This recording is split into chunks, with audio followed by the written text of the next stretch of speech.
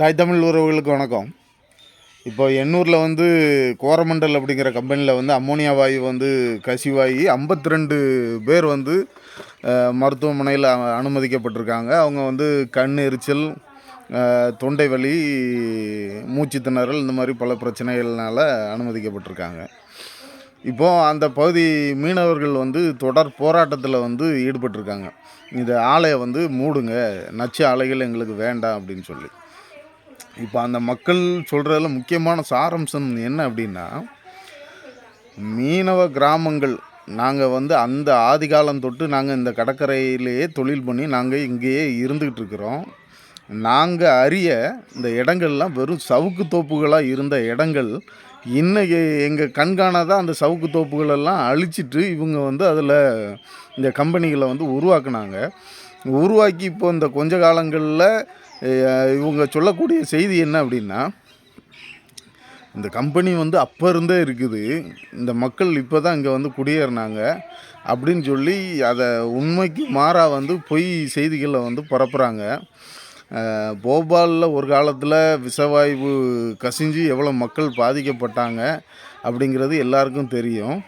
இதே போல் இங்கேயும் பாதிக்கப்பட ஆரம்பிச்சிட்டோம். நாங்கள் ஒரு பிரச்சனை நடக்குது, திருப்பி அதுக்கான ஒரு தீர்வை வந்து பண்ணிட்டு போகிறாங்க, ஒரு ஆய்வு மேற்கொள்கிறாங்க. திருப்பி கேரண்டி கொடுத்தா ஒரு 4 வருஷம் தாங்குமா, 5 வருஷம் தாங்குமா, அதுக்கப்புறமும் இதே நிலைமை தானே எங்களுக்கு. அப்போ இந்த நச்சு ஆலைகள்லாம் எங்களுக்கு வேண்டாம் அப்படின்னு சொல்லி மக்கள் ஒரு விழிப்புணர்வு அடைஞ்சி அந்த ஆலைக்கு எதிரான போராட்டத்தை வந்து இப்போ நடத்திக்கிட்டு இருக்காங்க. நம்மளும் சொல்கிறது வந்து அதான் என்ன அப்படின்னா, எப்போவுமே நிலமும் அதன் வளமும் சார்ந்த தொழிற்சாலை, வேலைவாய்ப்பு, வளர்ச்சி, அதுதான் வளர்ச்சி.